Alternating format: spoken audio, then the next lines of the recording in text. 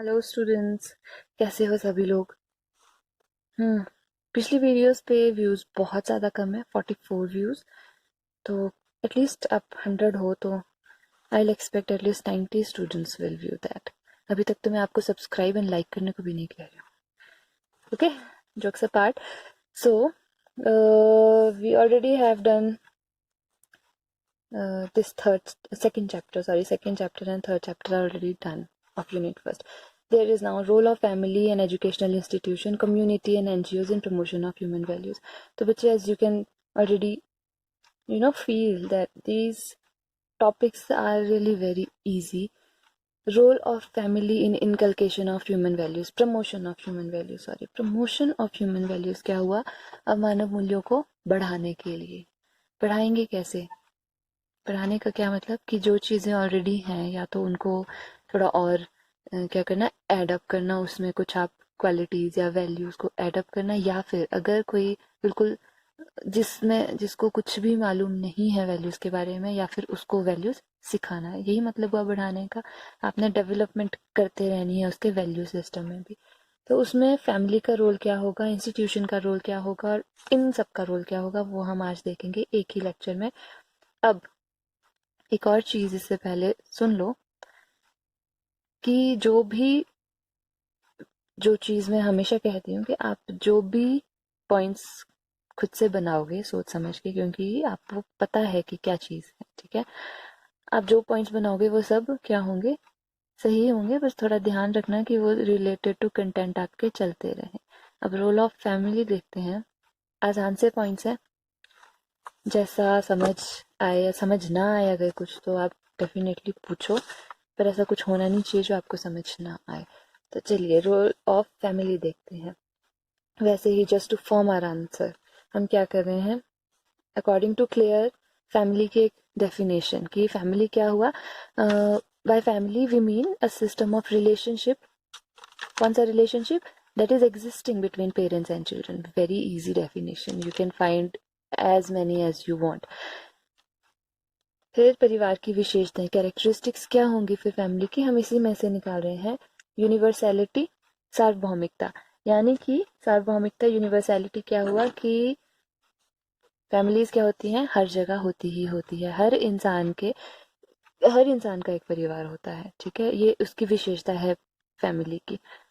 हम general cases लेके चल रहे हैं कि मैक्सिमम जो है वो हर इंसान का एक परिवार होता ही होता है, कुछ ना कुछ रिलेशन होता ही है पेरेंट्स और चिल्ड्रन के बीच में। तो फैमिलीज आर यूनिवर्सल, कि सिर्फ इंडिया में नहीं मिलेगी आपको, बाकी आप वर्ल्ड में wherever you search you will find a family. ये मतलब है यूनिवर्सैलिटी का। Then blood relation, obviously the persons, people और members of the family are related by blood, ठीक है, दे हैव ब्लड रिलेशन, रक्त संबंध होता ही है। इसको एक्सप्लेन करने की जरूरत नहीं है, ये these are just for presentation and your understanding.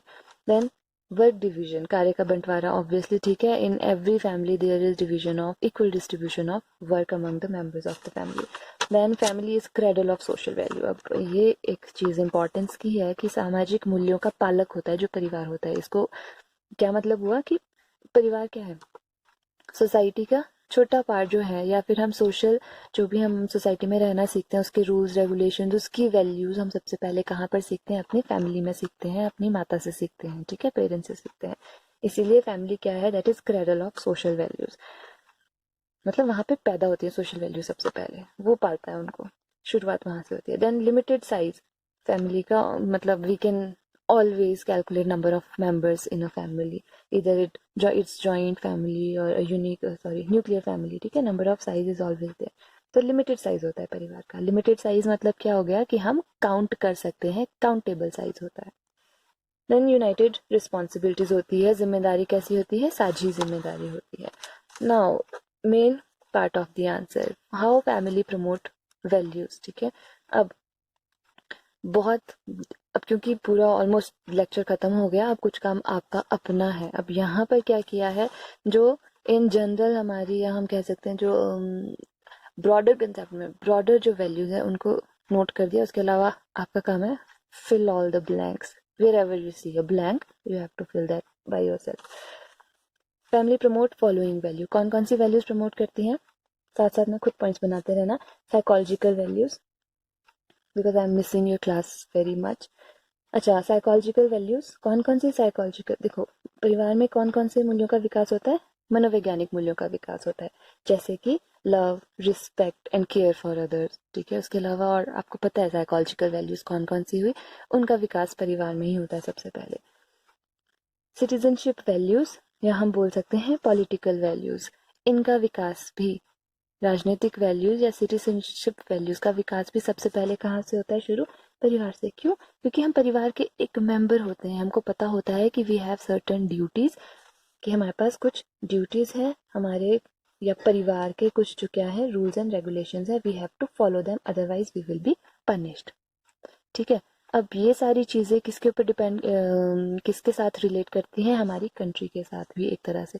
यानी अगर परिवार में कोई बच्चा अच्छे से रहना सीख लेता है तो वो अपने परिवार से बाहर कंट्री के रूल्स, सोसाइटी के रूल्स, उन सबको भी अच्छे से फॉलो करना सीखता है।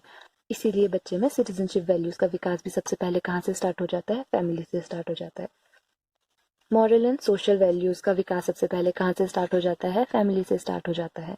झूठ नहीं बोलना, ऑनेस्टी, ठीक है, और ट्रूथफुलनेस, और किसी की चोरी नहीं करना, ठीक है, ये सारी चीज़ें कहाँ से स्टार्ट होने लग जाती हैं, एक दूसरे के साथ मिलकर रहना, respect, care, they are so many values. अच्छा, तो इनमें से स्टार्ट हो जाती है फैमिली से। ये क्या कर रहे हैं हम, रोल ऑफ फैमिली। लिखने का तरीका क्या होगा आपका, कि family promotes psychological value in a child, या फिर इस तरह से following value, psychological value, underline, explain करो इसको, इसी तरह से बाकी भी। Then personal values like self confidence, obviously self confidence, positive self esteem, self concept, enthusiasm, ये वाली पर्सनल वैल्यूज जो हैं हेल्थ रिलेटेड, ठीक है, प्रॉपर हेल्थ मेंटेन करके रखना, न्यूट्रिशन, बैलेंस डाइट एक्सेट्रा का ध्यान रखना, वो सब कुछ कौन सिखाता है, फैमिली से बच्चा सीखता है। Then family promote basic human values. अब क्योंकि देखो आपके पास वैल्यूज हैं, आपको पता है कितनी सारी तरह की वैल्यूज हैं, ठीक है, रिलीजियस वैल्यूज वो भी फैमिली से स्टार्ट होती है हमारे पास, स्पिरिचुअल वैल्यू भी फैमिली सिखाती है, प्रमोट करती है, ऑब्वियसली कल्चरल वैल्यूज को फैमिली प्रमोट करती है। तो there are so many values, you already know the various kinds of values, तो आप समझ रहे हो, be insightful, okay. Then promote basic human values like compassion, tolerance, non-violence, etc. This is just an overview for you guys. आप, मुझे पता है आप लोग इसको सादा पॉइंट्स में खुद अटेम्प्ट कर सकते हो, समझे। तो बहुत सारी वैल्यूज हैं, आपको पता है, ठीक है, तो वो वैल्यूज इसमें फैमिली प्रमोट करती है। Then role of educational institution in promotion of human values. Educational institutions में कौन कौन से इंस्टीट्यूशंस आ गए आपके, एजुकेशनल, सबसे पहले आप एक्सप्लेन कर सकते हो, educational institutions are institutions which provide education to a child. For example primary educational institutions, secondary educational institutions, ठीक है, या फिर normally school, college, universities etcetera. तो इसके अलावा कुछ और एकेडमीज अगर हैं तो वो भी इसके अंदर वैसे आ जाते हैं। यहाँ पर क्या रोल रहता है, किस तरह से वैल्यूज प्रमोट होती हैं, आपकी अपनी इच्छा है, आपकी अपनी मर्जी है, आप किस तरह से पॉइंट्स बनाना चाहते हो, 10 पॉइंट एक साथ बनाना चाहते हो, इस तरह से different different according to different person या पर्सपेक्टिव रिस्पेक्ट्स के अकॉर्डिंग आप करना चाहते हो, that is all up to you totally. अब देखो मैंने क्या किया है, रोल ऑफ, क्योंकि एजुकेशनल इंस्टीट्यूशन के मैंने 4 एस्पेक्ट्स ले लिए, टीचर, पीयर ग्रुप, ठीक है, जो वहाँ पे रहता है हमारे साथ, करिकुलम और अदर एक्टिविटीज़, क्योंकि अब कुछ और मेरे अकॉर्डिंग एस्पेक्ट नहीं बचा तो मैंने बाकी सबको इकट्ठा करने के लिए अदर स्कूल एक्टिविटीज़ का नाम दे दिया। तो रोल ऑफ टीचर में टीचर का रोल सारा एक्सप्लेन कर दिया कि टीचर किस किस तरह से प्रमोट कर सकता है वैल्यू, किस तरह से प्रमोट कर सकता है, बाय हिज और हर गुड बिहेवियर, अपने अच्छे बर्ताव से वो वैल्यूज प्रमोट कर सकता है, या फिर वो कौन कौन सी वैल्यूज प्रमोट कर सकता है, ठीक है, ओबेइंग रूल्स, किस तरह से रूल ओबे करने हैं, रिस्पेक्ट, या बच्चों में वो रिस्पेक्ट सिखा सकता है, वेरियस मेथड्स टीचर यूज कर सकता है वैल्यूज को सिखाने के लिए। रोल बात कर रहे हैं ना हम, रोल एजुकेशनल इंस्टीट्यूशन में, तो टीचर किस किस तरह से कर सकता है, अच्छे बिहेवियर से, impartial nature, understanding of child psychology, उसकी अपनी ड्यूटीफुलनेस, जो उसकी कर्तव्यनिष्ठा है उसके साथ वो कर सकता है। रूल्स ओबे करके वो बच्चे को दिखा सकता है कि वैल्यूज प्रमोट होती हैं जी, डायरेक्टली समझा सकता है। स्टाफ के मेंबर्स की रिस्पेक्ट करके बच्चे को डायरेक्टली वो सिखा सकता है, प्रमोट कर सकता है उसमें वैल्यूज। क्योंकि बच्चा जब देखेगा कि टीचर का बिहेवियर सबके साथ अच्छा है, टीचर हंसमुख है, तो बच्चा भी उसी तरह से बातचीत करना सीखेगा। Then he or she can teach child a lot through direct observations. मतलब these all points should be yours, ठीक है, आपके ऊपर डिपेंड करते हैं, आप बनाओ। ये तो आप बना सकते हो, आपको पता है, आप you have been a teacher for 4 months, तो आपको पता है क्या क्या चीज़ें आप कर सकते हो बच्चे में, आप वही सब चीज़ें इसमें लिखोगे। Teacher can use various methods in various teaching activities like by using curriculum और बाय यूजिंग करिकुलर्स एंड को करिकुलर मेथड्स, ठीक है। मतलब ये इन सब चीज़ों को टीचर, ये टीचर का रोल है, ये टीचर की भूमिका ऐसे टीचर कर सकते हैं, इन सारी चीज़ों को यूज़ करके वैल्यूज़ जो है वो प्रमोट कर सकता है। Then role of peer group, सहपाठी कैसे कैसे रोल, किस तरह से वो रोल प्ले करते हैं वैल्यू सिखाने में। सहपाठी क्या सिखा सकते हैं, रिस्पेक्ट सिखा सकते हैं एक दूसरे से, हम एक दूसरे के साथ रह के लव अफेक्शन एंड केयर, हम वो क्वालिटी सीखते हैं, ठीक है। म्यूचुअल अंडरस्टैंडिंग आती है, सोशल बिहेवियर जो है हमारा हम अपने पीयर से सीखते हैं। Fine. Then role of curriculum, curriculum किस किस तरह से, इंटीग्रेटेड अप्रोच, याद आया, रिमेंबर इंटीग्रेटेड अप्रोच। तो इंटीग्रेटेड अप्रोच का मतलब हुआ करिकुलम, हमारा हमारा करिकुलम जो है वो इंटीग्रेटेड अप्रोच फॉलो करता है। तो करिकुलम वैल्यू सिखाने में, करिकुलम क्यों ले रहे हैं अलग से, ध्यान रखना आपका मेन पॉइंट क्या है, एजुकेशनल इंस्टीट्यूशन। हमने एजुकेशनल इंस्टीट्यूशन के 4 एस्पेक्ट कर दिए, करिकुलम उसमें से एक है, तो हम करिकुलम को भी देख रहे हैं कि करिकुलम कैसे कैसे सिखा सकता है, या करिकुलम के थ्रू कैसे सीख सकते हैं। करिकुलम क्या सिखा सकता है, इंटेलेक्चुअल वैल्यू ऑब्वियसली, क्योंकि सब्जेक्ट्स हैं इतने सारे, बौद्धिक मूल्य सिखाता है, मॉरल वैल्यूज, इंक्वायरी की हैबिट डेवलप करता है, inquiry, habit of inquiry is a value. Then hard work, honesty etcetera. समझ रहे हो, curriculum means integrated approach follow कर रहे हैं, तो जितने भी टॉपिक्स हैं, जितने सब्जेक्ट्स हैं, उन सब्जेक्ट्स के थ्रू हम जो भी सीख रहे हैं वो करिकुलम की वजह से है। क्लियर। अदर स्कूल एक्टिविटीज में कौन सी आ गई, जो भी एक्टिविटीज है, प्रेयर सुबह से लेकर शाम तक, जो भी एक्टिविटीज अदर देन क्लासेस चली हुई है वो सब कुछ, जैसे लंच टाइम में बच्चा कुछ सीखता है, स्पोर्ट्स टाइम में कुछ सीखता है, लाइब्रेरी पीरियड में कुछ सीखता है। तो अदर स्कूल एक्टिविटीज जो है वो भी बच्चे को क्या सिखाती हैं, अकाउंटेबिलिटी सिखाती हैं। अकाउंटेबिलिटी क्या हो गई, जिम्मेदारी की भावना, की हाँ वो अगर कुछ गलती की तो वो मान जाए कि हाँ मैंने की, ठीक है। जिम्मेदार बनने की क्षमता देती है बच्चों को, एबिलिटी टू रीजन, तर्क करने की क्षमता सिखाती है। अदर एक्टिविटीज एस्थेटिक वैल्यूज का विकास करती है। बेटा अदर एक्टिविटीज में जब गेम्स आ जाती हैं या कुछ और कल्चरल एक्टिविटीज आ जाती हैं, वो सब किस वैल्यू का विकास करती हैं, सौंदर्यात्मक मूल्यों का विकास करती ही करती हैं।